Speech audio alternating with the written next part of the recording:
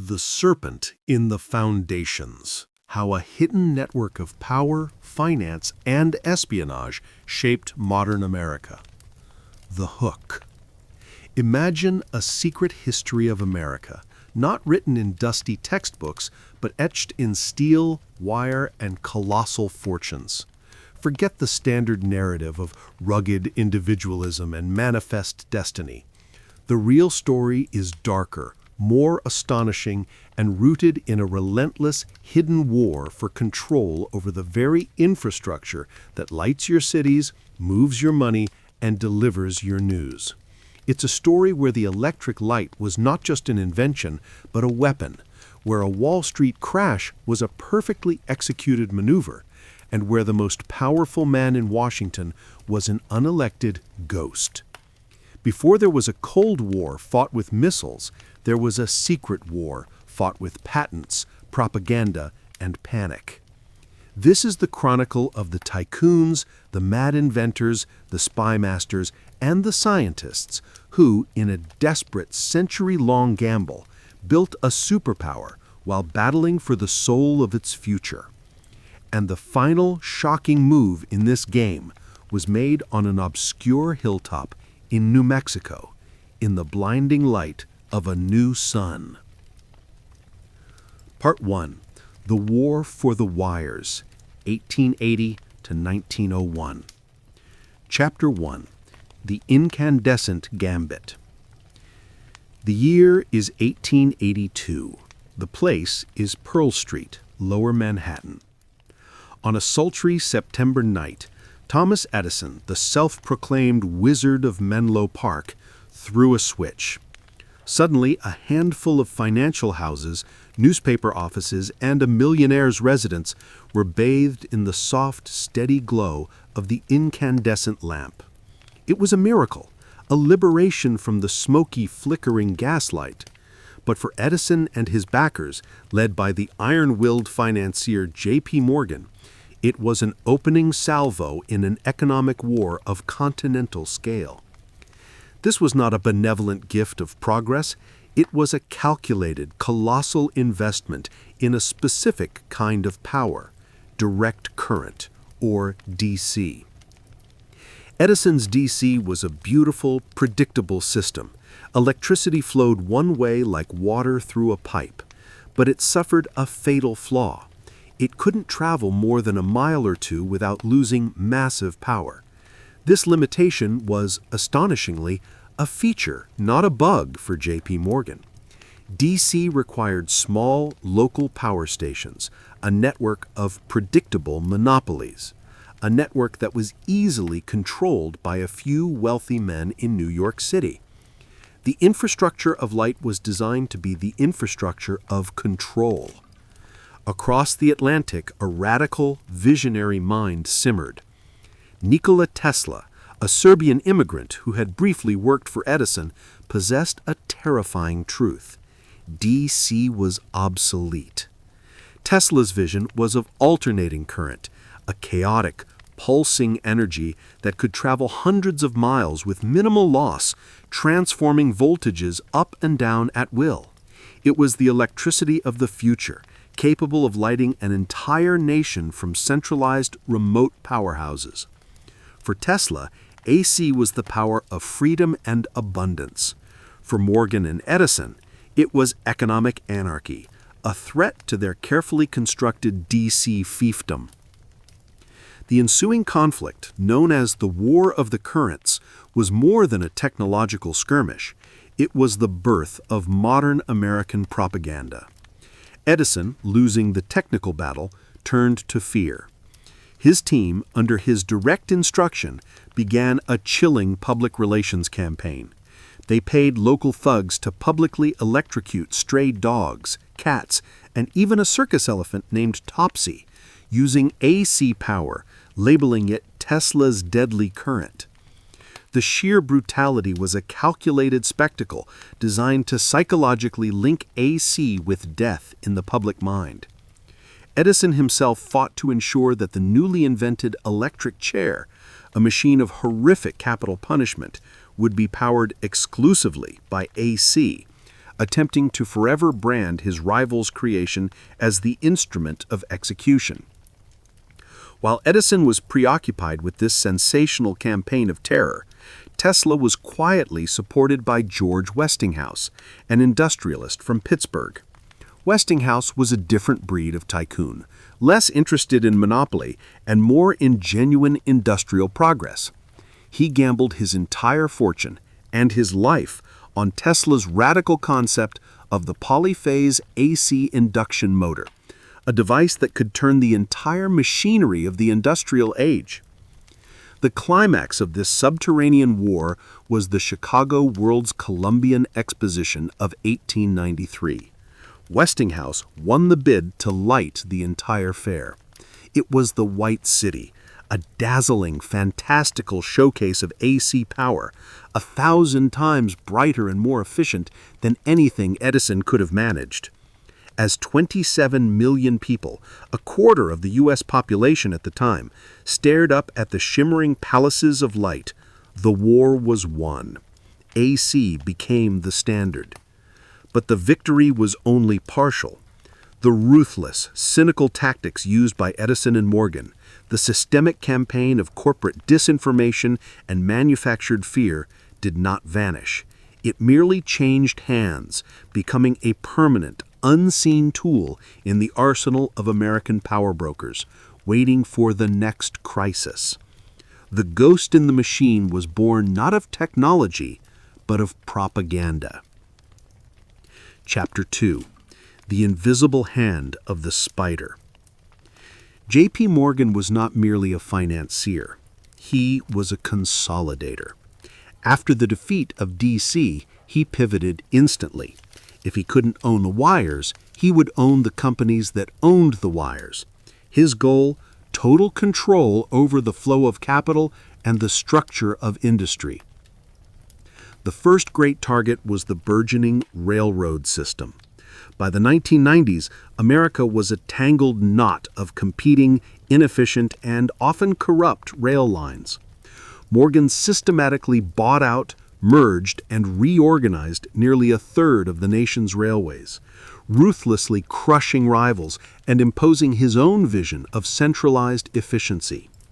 He didn't just invest, he installed his own men, his own accounting systems, and his own rules. The American railway network, the physical artery of the nation, became a Morgan-controlled cartel. But his most astonishing maneuver was the creation of General Electric in 1992. Recognizing that Edison's brand was still valuable, Morgan forced a merger of Edison's company with a rival, snatching control and pivoting to manufacture the new AC equipment that Tesla and Westinghouse had championed. Morgan's genius was not invention, but control through finance. He realized that owning the patents and the production facilities was a more secure form of monopoly than merely owning the local power plants. GE became the behemoth, a corporate entity so vast and intertwined with government and defense contracts that it became virtually untouchable, a blueprint for the 20th century corporate state. The most potent weapon in Morgan's arsenal was not capital, but panic. The Panic of 1907 provides the most terrifying example of the invisible hand at work. A wave of speculation and financial instability was sweeping the country, threatening to collapse the entire banking system. The government, with no central bank, was powerless. In a shocking factual moment that Hollywood would deem too unbelievable, J.P. Morgan stepped in. He locked the nation's leading bankers in his library on Madison Avenue. He would not let them leave until they signed agreements, effectively pooling their resources and bailing out the market. He dictated who would live and who would die in the financial world. He single-handedly raised funds, reorganized trusts, and stabilized the economy. The U.S. Treasury Secretary was forced to admit that Morgan, a private citizen, had more power to save the country than the entire U.S. government. The astonishing result, Morgan not only became a national hero, But he also cemented the argument for a central banking system. The very body created to prevent such private power, the Federal Reserve, was designed in secret on his estate on Jekyll Island in Georgia by a small cabal of powerful men, including Morgan's allies. The Fed was presented as a democratic solution, but its true function was to formalize the consolidated financial control that Morgan had already proven was necessary. The infrastructure of finance was now centralized, opaque, and controlled by a permanent, deeply embedded elite. The spider had woven its web. Chapter 3: The Radio Ghost and the Unseen Ear. Even as the electrification of America proceeded, a new ethereal medium was emerging: radio. Guglielmo Marconi, the Italian innovator, had successfully demonstrated transatlantic wireless telegraphy. But as with the electric light, the technology's strategic value far outstripped its commercial use. The United States Navy immediately recognized radio as a critical military asset. During World War I, with Germany using radio for naval communications, the U.S. government, fearing that key patents were in foreign hands, Marconi's company was British-controlled, took the drastic, historically surprising step of seizing all critical radio patents under wartime powers. The control was not temporary.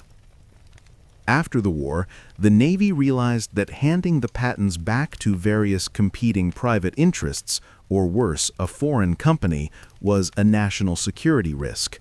So they orchestrated one of the most significant, least-known corporate formations in American history, the creation of the Radio Corporation of America, RCA, in 1919.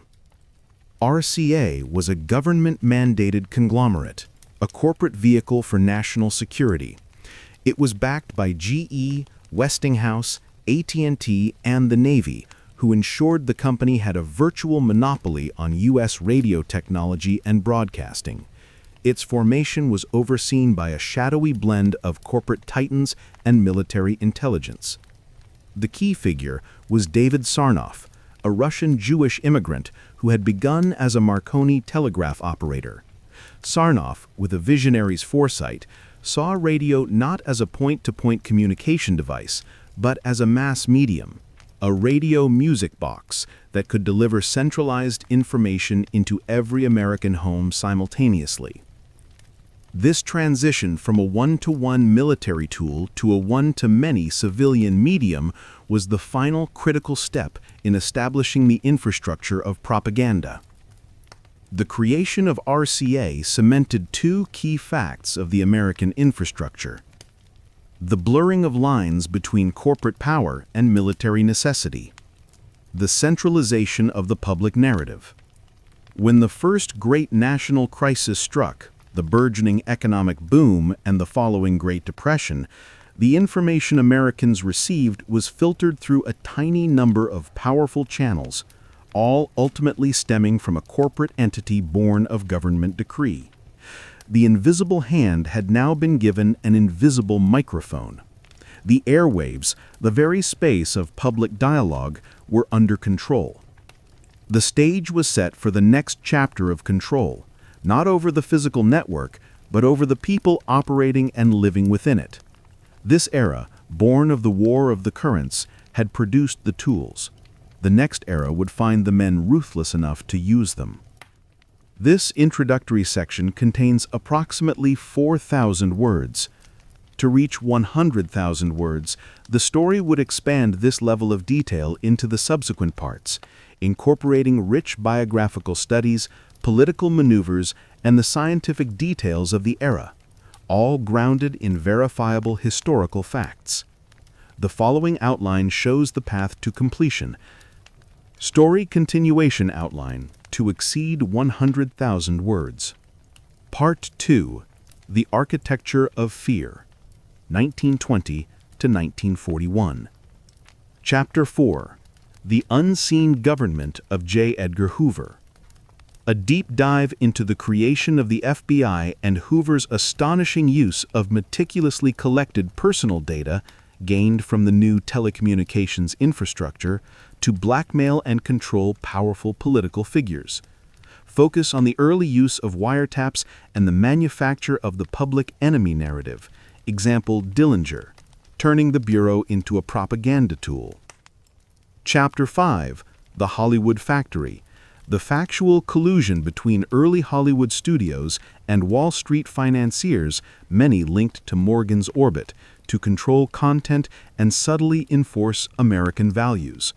The role of the Hays Code as a tool of social engineering, and the astonishing fact of military and FBI consultation on film scripts to shape public perception of war, crime, and morality. Chapter 6, The Age of Engineering, the astonishing yet true history of American eugenics and its deep ties to powerful U.S. foundations, Carnegie, Rockefeller. Detailed factual accounts of forced sterilizations and the surprising influence of American eugenics on early Nazi racial policy, a chilling instance of ideological infrastructure. Chapter 7, The Money Trail to the Abyss, the factual economic maneuverings leading to the Great Depression. The story shifts to the figures who profited from the crash. Detailed analysis of the market manipulators and the surprising role of organized crime backed by powerful unseen financiers in controlling key industries during the Prohibition era using the consolidated banking infrastructure. Part 3, The Ultimate Secrecy, 1941 to 1947.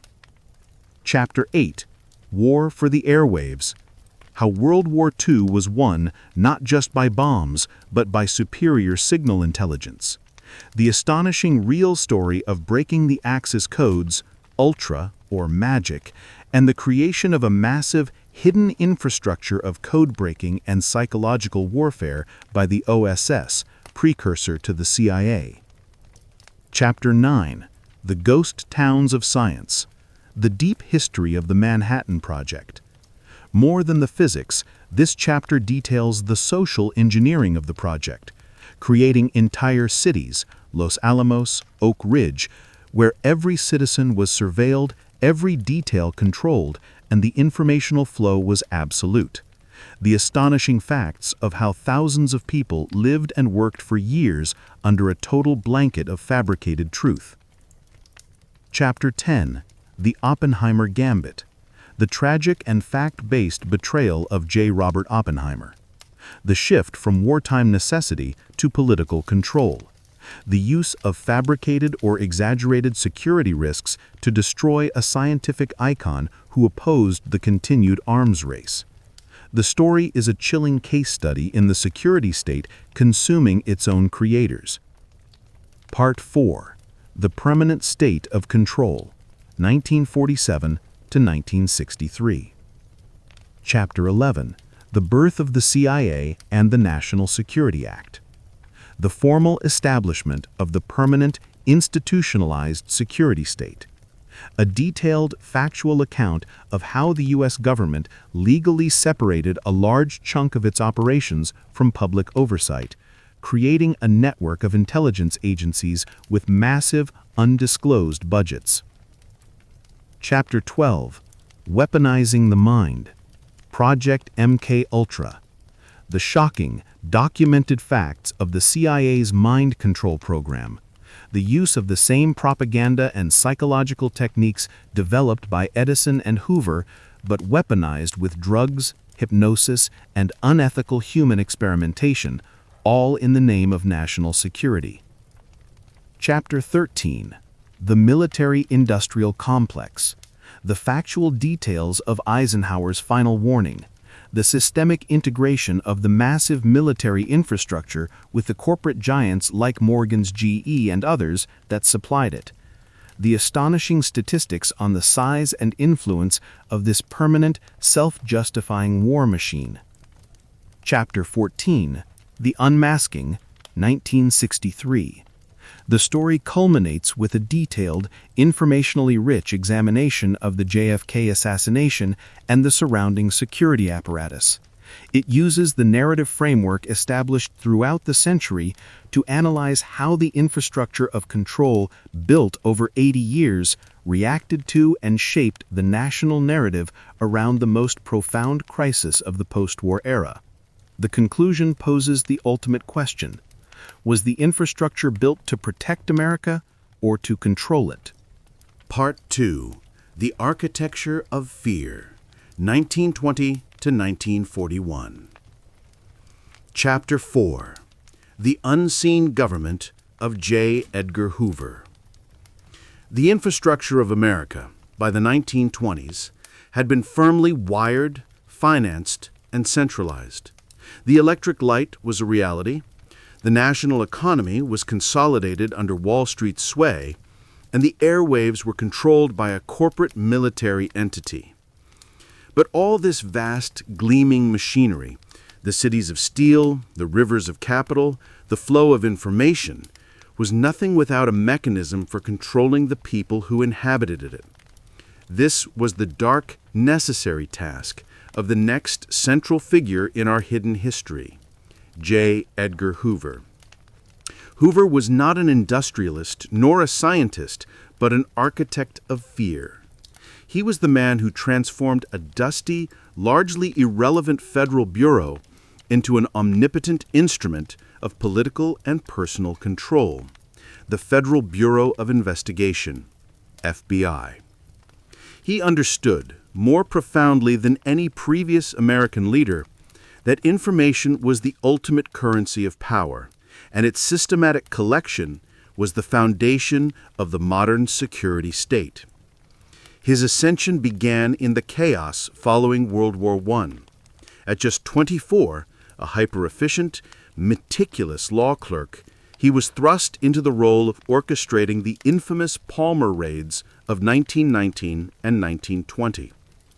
Under Attorney General A. Mitchell Palmer, the Bureau of Investigation, fueled by post-war anxieties and the burgeoning fear of Bolshevism, conducted mass arrests of suspected radicals, often without warrants, rounding up thousands of immigrants and political activists. It was a brutal, astonishing display of state power against its own citizens. And Hoover, the man who built the system of indexing and justifying the arrests, proved himself ruthlessly effective. He was the master cataloger of dissent. The raids were eventually discredited as a violation of civil liberties, briefly sidelining Hoover, but the lesson was indelible. Fear justifies surveillance. In 1924, when the Bureau was tarnished by scandal and corruption, Hoover was appointed acting director. He was 29 years old. He promised a purification, a return to non-political, scientific law enforcement. This was the public narrative. The astonishing reality was that Hoover was building the ultimate political weapon, one file, one piece of data, one secret at a time.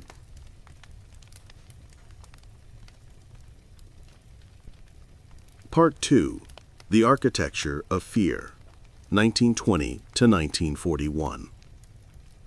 Chapter 4. The Unseen Government of J. Edgar Hoover. The infrastructure of America by the 1920s had been firmly wired, financed, and centralized. The electric light was a reality. The national economy was consolidated under Wall Street's sway, and the airwaves were controlled by a corporate military entity. But all this vast, gleaming machinery, the cities of steel, the rivers of capital, the flow of information, was nothing without a mechanism for controlling the people who inhabited it. This was the dark, necessary task of the next central figure in our hidden history, J. Edgar Hoover. Hoover was not an industrialist nor a scientist, but an architect of fear. He was the man who transformed a dusty, largely irrelevant federal bureau into an omnipotent instrument of political and personal control, the Federal Bureau of Investigation, FBI. He understood, more profoundly than any previous American leader, that information was the ultimate currency of power, and its systematic collection was the foundation of the modern security state. His ascension began in the chaos following World War I. At just 24, a hyper-efficient, meticulous law clerk, he was thrust into the role of orchestrating the infamous Palmer raids of 1919 and 1920. Under Attorney General A. Mitchell Palmer, the Bureau of Investigation, fueled by post-war anxiety and the burgeoning fear of Bolshevism, conducted mass arrests of suspected radicals, often without warrants, rounding up thousands of immigrants and political activists. It was a brutal, astonishing display of state power against its own citizens, and Hoover, the man who built the system of indexing and justifying the arrests, proved himself ruthlessly effective. He was the master cataloger of dissent. The raids were eventually discredited as a violation of civil liberties, briefly sidelining Hoover, but the lesson was indelible. Fear justifies surveillance. In 1924, when the Bureau was tarnished by scandal and corruption, Hoover was appointed acting director. He was 29 years old. He promised a purification, a return to non-political, scientific law enforcement. This was the public narrative. The astonishing reality was that Hoover was building the ultimate political weapon: one file, one piece of data, one secret at a time. The Central Index, a private ledger of secrets. Hoover's first, most consequential act was the creation of a massive, consolidated informational infrastructure within the Bureau, the Central Records System, or the General Index. Before Hoover, federal files were decentralized and often disorganized. He changed everything. He demanded a central, universal index system where every name, every reference, every single scrap of information about any person, meeting, or event that crossed the Bureau's path was logged on a standardized card. This wasn't merely a police record, it was a shadow biography. Initially, the system began with the factual crime data, the National Fingerprint Database. Hoover convinced Congress to establish the Identification Division, consolidating the country's existing scattered collections into a single federal repository. It was a massive technological undertaking that required new methods of cataloging and retrieval. By the 1930s, this division held millions of fingerprint records, giving the FBI an unprecedented physical means of identification and control over the population. But the real power lay in the General Index itself. It included much more than criminals. It compiled political affiliations, sexual orientation, extramarital affairs, financial indiscretions, and rumors of every prominent and non-prominent figure in American life: politicians, journalists, movie stars, union leaders, and business rivals. This was Hoover's private, non-electric DC system of control. Like Edison's DC, it was highly centralized and contained within a small geographic radius, Hoover's offices in Washington, D.C. No one outside a tiny circle of his most trusted subordinates was allowed to access it, and only Hoover truly understood the terrifying connections between the millions of indexed entries. This was the architecture of blackmail.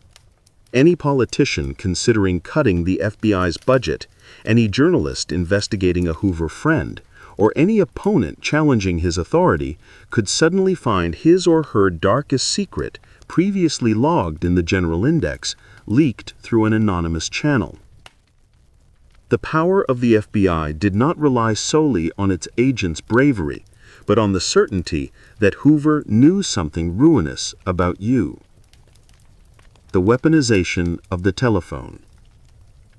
To feed his growing informational beast, Hoover made astonishing use of the new communication infrastructure established in Part 1.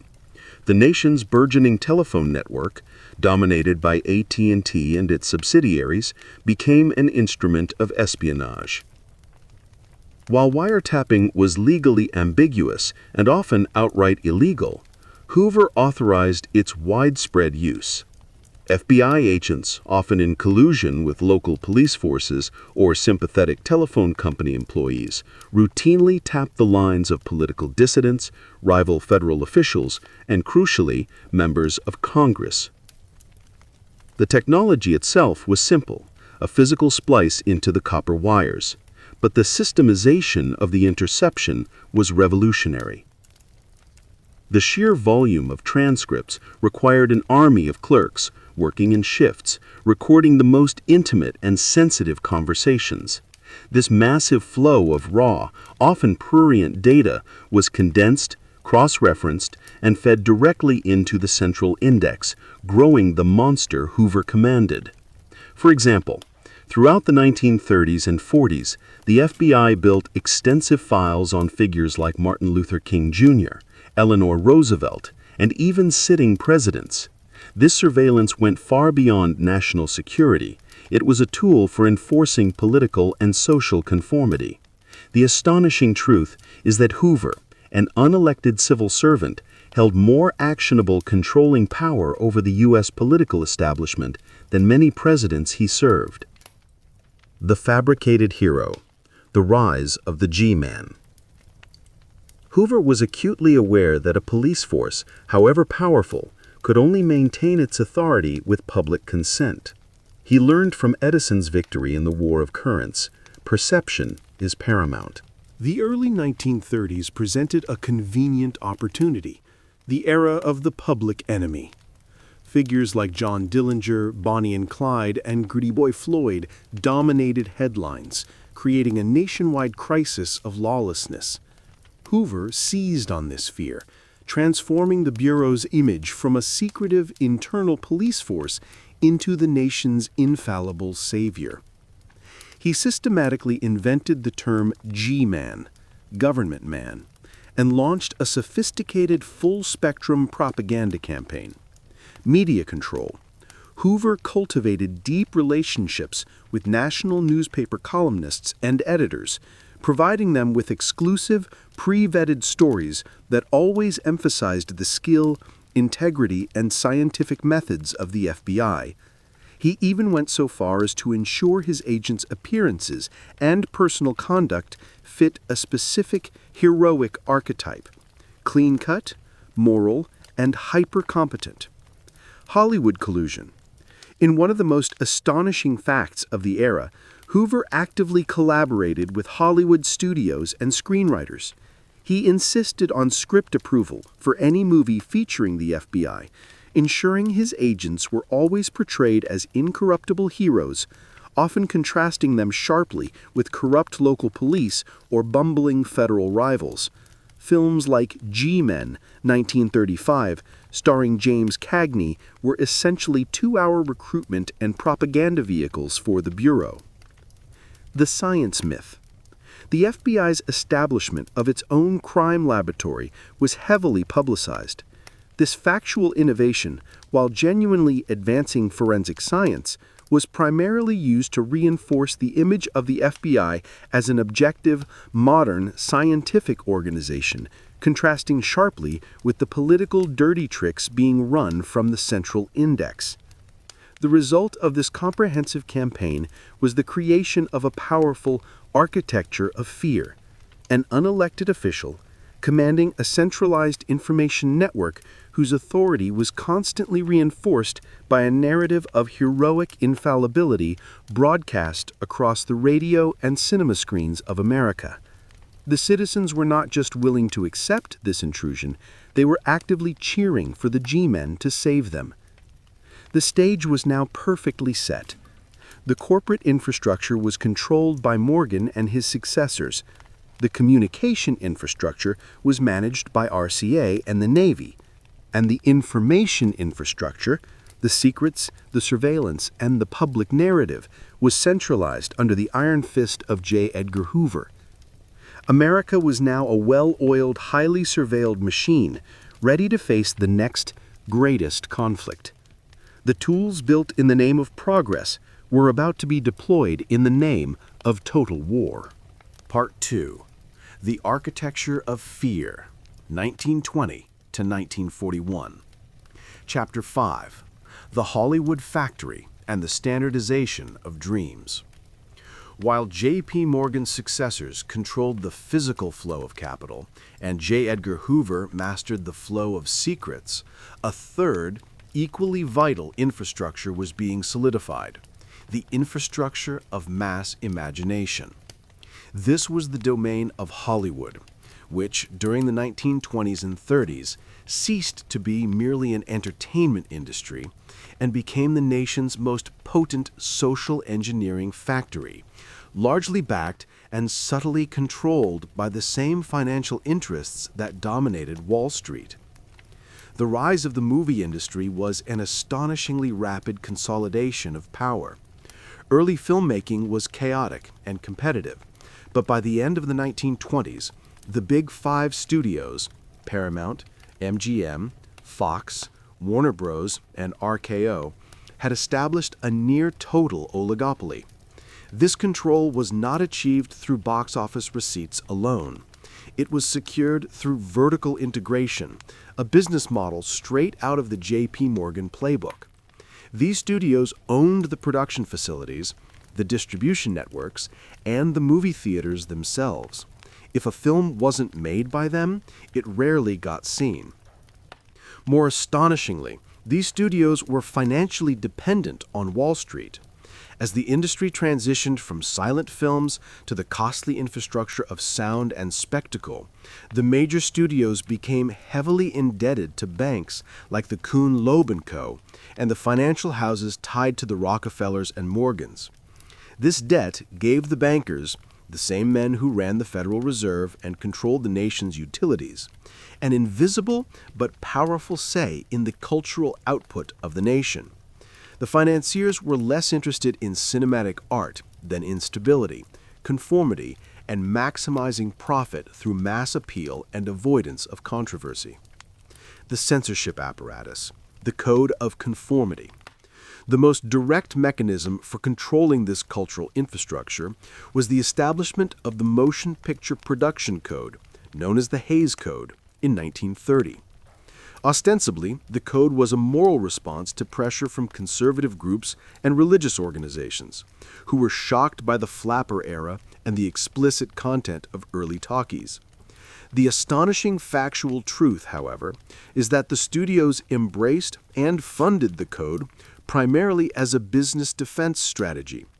They feared two things far more than immorality: government censorship, which would break their oligopoly, and public boycotts, which would hurt profits. The code, a bizarrely detailed list of prohibitions, dictated that crime must never be glorified, ministers must be portrayed positively, and adultery must never be presented as attractive. It was, in effect, a standardized blueprint for the American dream, enforced on celluloid. It homogenized social norms, promoted white, Christian, capitalist values, and rigorously suppressed any story that questioned authority, celebrated dissent, or even hinted at sexual or political complexity. The most potent collusion occurred through J. Edgar Hoover's FBI. Hoover, as Chapter 4 detailed, was the master of public relations. He recognized Hollywood's power and actively cultivated relationships with studio heads. He would offer consultation on scripts featuring the Bureau, ensuring that the G-Man was always flawless and victorious. In return, the FBI gained an unchallenged propaganda-fueled public image.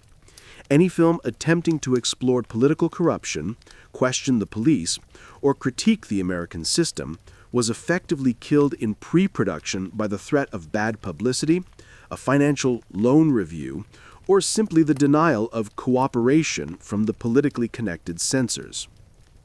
Hollywood, the dream factory, was thus converted into a conformity factory, manufacturing standardized dreams that reinforced the stable, predictable corporate military infrastructure that had been built beneath the nation. The American audience was not just watching movies. They were being subtly reprogrammed with a vision of themselves and their society that served the interests of the powerful few.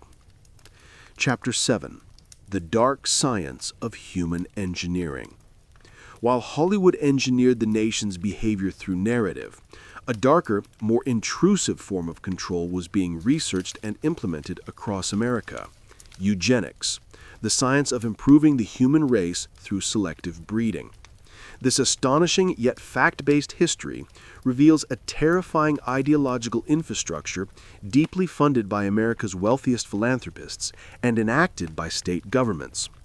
Eugenics was not a fringe, esoteric belief. It was a respected, mainstream academic discipline in the early 20th century, championed by prominent scientists and academics at leading universities. The movement was heavily supported by massive grants from organizations like the Carnegie Institution and the Rockefeller Foundation. These foundations, established by the same titans of industry that built the nation's electric and financial infrastructure, viewed human reproduction as the last great domain that required engineering and standardization. The central infrastructure for this dark science was the Eugenics Record Office, ERO, established in Cold Spring Harbor, New York in 1910. The ERO collected vast quantities of data, family histories, medical conditions, and perceived behavioral traits on tens of thousands of Americans, classifying them as either fit or unfit to reproduce. This data collection mirrored Hoover's Central Index, but focused on genetic, not political control. The legal framework of control. The ideological work of the ERO was translated into chilling reality through state legislation.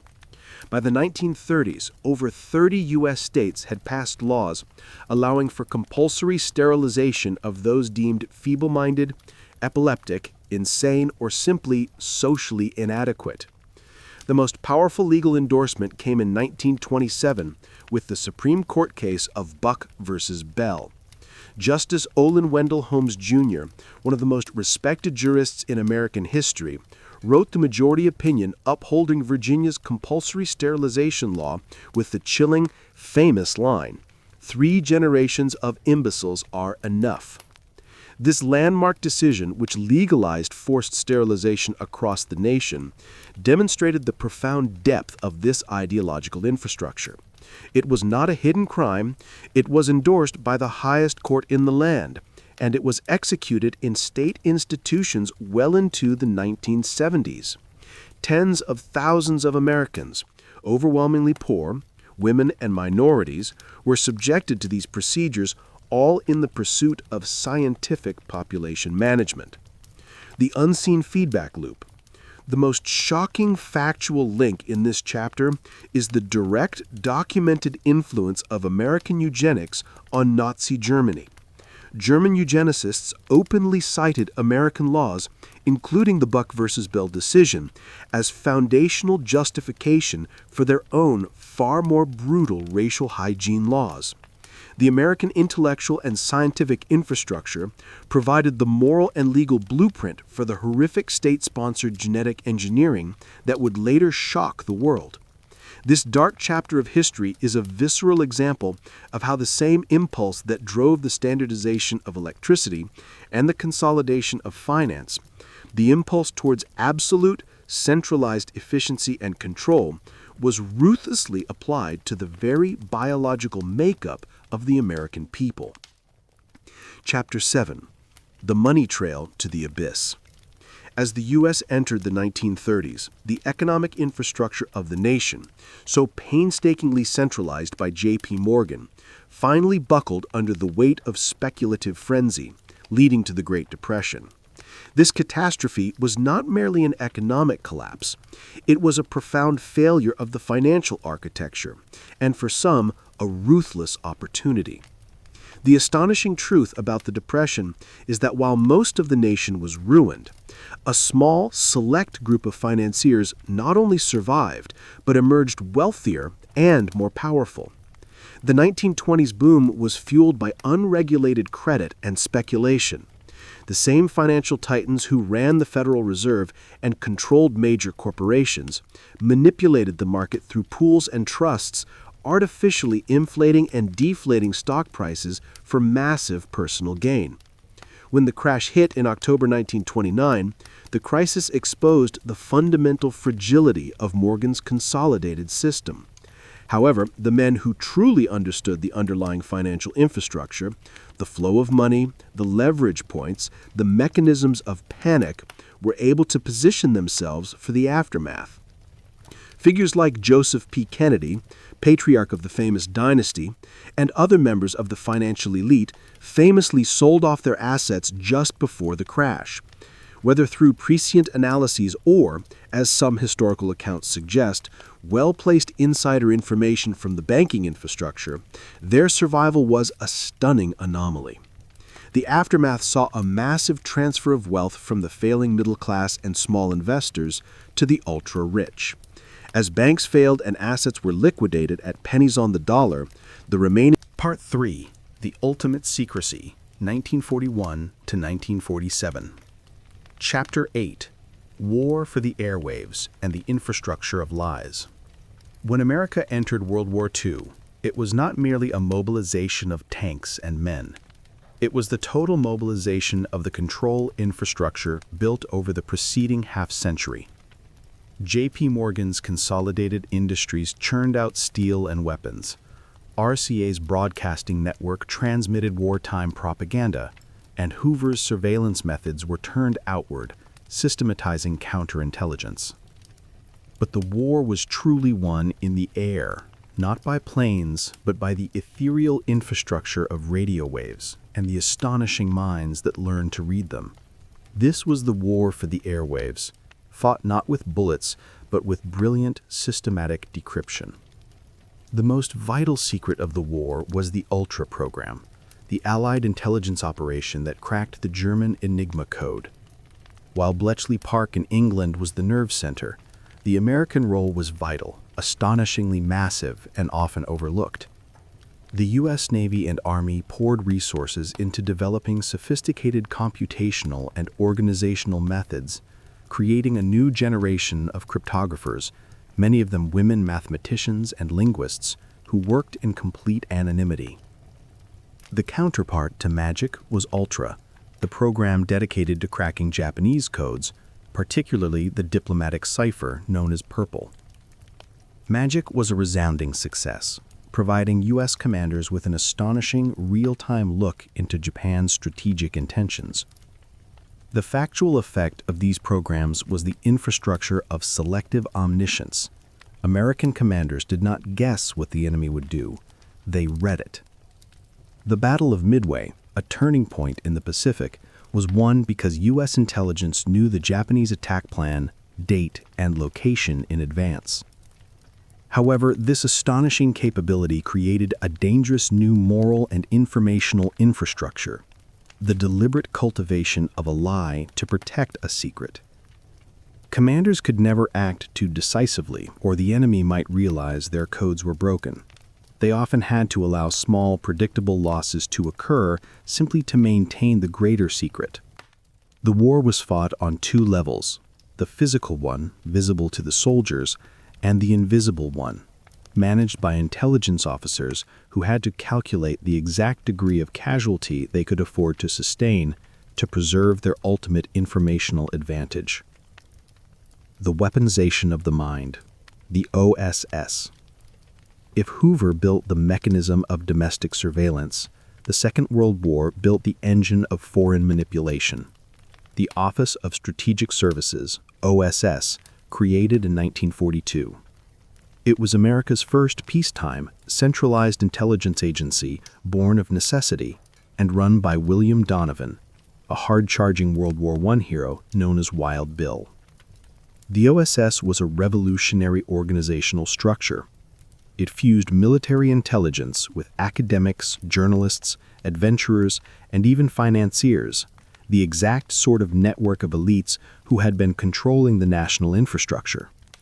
Its purpose was not merely to collect information, but to conduct sabotage, psychological warfare, and political subversion. The Morale Operations branch of the OSS formalized the use of propaganda on a scale previously unknown to the U.S. government. They printed counterfeit enemy currency, flooded enemy lines with demoralizing and misleading pamphlets, and ran black radio operations. Stations disguised as local enemy broadcasters, transmitting tailored messages designed to sow discord and panic. This was the final, critical step in the informational infrastructure's maturity. The development of a government apparatus legally and institutionally sanctioned to manufacture and disseminate plausible lies on a massive, global scale. The MO branch's internal reports, now declassified, reveal an astonishing focus on psychological engineering. They sought to understand and exploit cultural fault lines, national anxieties, and personal fears. The techniques honed by Edison and Hoover, fear-mongering, image control, and narrative standardization, were now perfected and deployed as weapons of war, cementing the concept that truth was a resource to be managed, not a mandate to be followed. Chapter 9. The Ghost Towns of Science, the Manhattan Project's Other Secret. Amidst the global conflict, the war of technology and information culminated in a single secret endeavor, the Manhattan Project. Most historical accounts focus on the brilliant physics of the atomic bomb, but the truly astonishing story relevant to our history of infrastructure is the social engineering and control apparatus required to build it. The Manhattan Project was the largest, most successful experiment in total government secrecy and surveillance ever conducted on American soil. It required the construction of ghost towns of science, entire cities where thousands of people lived for years under a fabricated reality. The infrastructure of isolation. To isolate the work and compartmentalize knowledge, 3 massive secret cities were engineered. Oak Ridge, Tennessee, Site X. Built from scratch, this complex eventually housed over 75,000 people. Its sole purpose was uranium enrichment. Astonishingly, the majority of the workers, from clerks to technicians, had no idea what they were making. They knew they were working for a large secret government project, but the final goal was never revealed. They used code words, worked on parts of a process whose full diagram was known only to a select few, and operated under a constant low-level surveillance system. Hanford, Washington, Site W. Dedicated to plutonium production, Hanford was a massive industrial site that relied on the newly tamed infrastructure of the massive Columbia River. Like Oak Ridge, its workers were isolated and ignorant of their true objective. Los Alamos, Mexico, Site Y. The ultimate ghost town, the scientific heart of the project, run by J.R. Robert Oppenheimer. Every letter was screened, every phone call was monitored, and residents, many of the world's most brilliant scientists and their families, lived under assumed names and fabricated histories, essentially becoming actors in a state-sponsored play of normalcy. Compartmentalization, the ultimate control system. The key to this informational lockdown was the doctrine of compartmentalization. This went beyond physical security. It was an organizational and psychological weapon. Scientists were only given the information absolutely necessary for their specific task. The physicists working on the implosion lens did not know the details of the uranium separation, and the technicians enriching the material did not know how it would be assembled. This system, though essential for security, had a profound psychological effect. It ensured that no single person, save a handful of leaders like Oppenheimer and General Leslie Groves, had a clear, comprehensive view of the entire project. This fragmented knowledge was the ultimate control mechanism. If no one knows the whole truth, no one can leak the whole truth, and no one can effectively question the entire system. The security apparatus that oversaw these towns was a blend of military intelligence, Hoover's FBI methods, and new project-specific security groups. They were given unparalleled authority to monitor, detain, and investigate any worker, American citizen or not, on the slightest suspicion. The wartime suspension of civil liberties created a legal vacuum that allowed the security state to practice methods of total control that would have been unthinkable just a few years earlier. The Manhattan Project, therefore, was not just about building a bomb. It was about building the infrastructure of modern secrecy, demonstrating that a massive industrial and intellectual effort could be successfully executed entirely outside the view and understanding of the democratic public. When the bomb exploded over Hiroshima and Nagasaki, the world saw the physical result. But the true detonation, the birth of the permanently, legally secret government, had already occurred in the deserts and hidden factories of America. The infrastructure of fear was now complete, from the controlled wires of J.P. Morgan to the invisible files of J. Edgar Hoover, and finally to the total, successful containment of the ultimate scientific secret. The control apparatus was no longer a set of tools. It was the founding principle of the post-war world. The stage was set for the creation of the formal, all-encompassing security state. Part 4. The Permanent State of Control, 1947 to 1963. Chapter 10. The Institutionalization of Secrecy.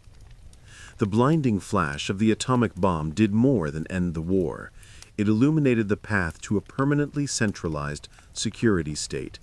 The successful, total secrecy of the Manhattan Project proved to America's elite, the military brass, the Wall Street financiers, and the intelligence architects, that control through compartmentalization worked. The formal transition occurred in 1947 with the passage of the National Security Act. This single piece of legislation, born of wartime necessity and Cold War fear, was the foundational document for the modern, permanent, and largely invisible U.S. government. It legally dismantled the OSS and created its successor, the Central Intelligence Agency, CIA, alongside the Department of Defense and the National Security Council, NSC. The CIA was deliberately structured to be a ghost in the machine. Unlike Hoover's FBI, which operated domestically and maintained a public face, the CIA was authorized for foreign intelligence and, crucially, clandestine operations. It was designed to function entirely outside the traditional checks and balances of American democracy, with an undisclosed budget and a direct reporting line that bypassed Congress. The infrastructure of surveillance and manipulation, once a desperate wartime measure, was now a fundamental, institutionalized component of governance. The key to this new power was classification. The classification system, top secret, secret, confidential, became the legal mechanism by which the government could know the truth while simultaneously being legally permitted to lie to the public about it. This formalizes the infrastructure of lies first explored in the war for the airwaves. Decisions about foreign policy, economic interference, and domestic surveillance were now systematically sealed away, making accountability virtually impossible. The separation of the government into the visible state, the public-facing, accountable government, and the invisible state, the intelligence apparatus, was complete. Chapter 11. Weaponizing the Mind. Project MK-Ultra.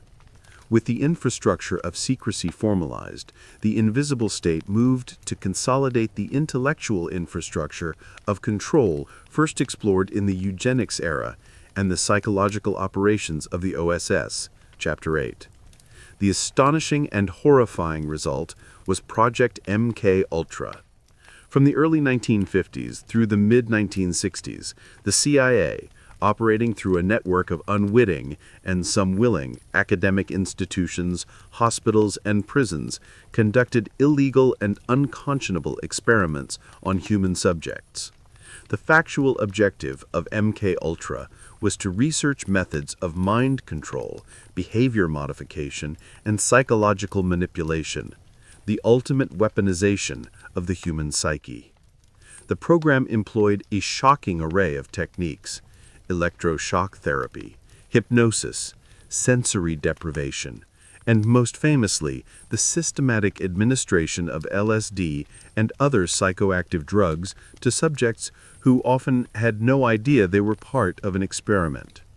The subjects included psychiatric patients, prisoners, and even ordinary citizens, often through unwitting contamination in public settings. MK Ultra was the terrifying culmination of the ideological thread that began with Edison's crude propaganda campaign to link AC to death. The American security apparatus had evolved from merely managing information to actively seeking to engineer the thoughts and loyalties of its own citizens and its enemies. It demonstrated that the ethical guardrails of science and medicine could be ruthlessly disassembled in the pursuit of absolute security. When congressional investigations finally exposed the program in the 1970s, many of the most damning files had been intentionally destroyed by CIA Director Richard Helms. This act of deliberate archival cleansing was the final arrogant assertion of the invisible state's power, the ability not just to hide the truth, but to erase its very existence. Chapter 12. The Iron Triangle, Eisenhower's Warning. As the security state formalized, it became inextricably bound to the economic infrastructure built by the titans of the Gilded Age. This union formed what President Dwight Eisenhower, in his astonishing 1961 farewell address, termed the military-industrial complex. Eisenhower, a five-star general who had commanded the largest military machine in history, was uniquely positioned to understand this new reality. His warning was not about rogue generals. It was about the permanent convergence of vast corporate power and the massive centralized military establishment. He described an economic infrastructure perpetually dependent on conflict. Corporate demand. Giants like General Electric, Morgan's Legacy, Lockheed, and Boeing relied on massive, continuous defense contracts. They lobbied Congress, funded think tanks, and employed former military and intelligence officials, ensuring the political climate remained favorable to high military spending. Military necessity. The massive post-war military required constant technological advancement and production, creating a cycle where threats, real or perceived, were necessary to justify the expenditure. Political support. Local economies across the U.S. became utterly dependent on military bases or defense factories. Any politician who voted against a new bomber contract or base expansion was voting against jobs in their district. This iron triangle created a self-perpetuating infrastructure of war and expenditure. It was the ultimate stable monopoly, a system where the very fabric of American prosperity was tied to the perpetuation of high-stakes global conflict. The money infrastructure, which Morgan had centralized, was now feeding the security infrastructure that Hoover and the CIA had perfected. Chapter 13. The Unmasking and the Lingering Ghost. The story reaches its crescendo in November 1963 with the assassination of President John F. Kennedy in Dallas. While the factual details of the assassination itself remain fiercely debated, the event serves as the ultimate collision point of every hidden infrastructure built across this century-long narrative. The FBI and CIA security infrastructure failed spectacularly to protect the president, leading to an immediate massive cover-up and compartmentalization of information that echoed the Manhattan Project. The propaganda infrastructure, the media, was immediately tasked with consolidating a single unifying narrative, the lone, crazed gunman, to prevent national panic and maintain faith in the stability of the system. The political infrastructure, the Warren Commission, was established to produce a narrative of closure, ensuring the invisible state's operations and vast institutional failures remained hidden from public scrutiny. The public's faith, painstakingly cultivated by Hoover and Hollywood, fractured permanently in the years that followed. The revelations about Vietnam, Watergate, and eventually the congressional hearings on the CIA's abuses, MKUltra, and the FBI's illegal surveillance began to slowly unmask the vast hidden architecture of control. But the unmasking did not lead to dismantling. The infrastructure was too vast, too deeply rooted in the American economy and legal structure.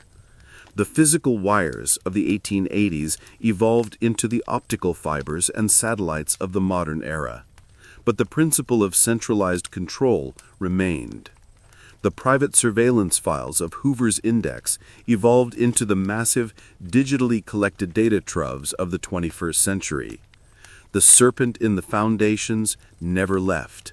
It adapted.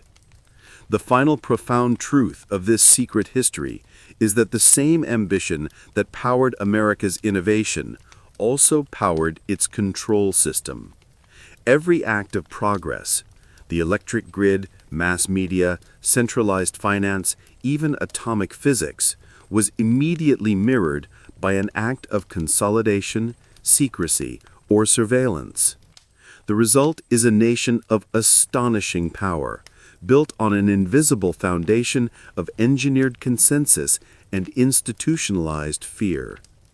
The battle for America's soul, which began with Edison trying to scare the public with electrocuted dogs, is not over. It simply moved into the wires, the banks, the code, and the minds of its citizens. The ghost is still in the machine, and its voice is the constant, low hum beneath every message, every transaction, and every law.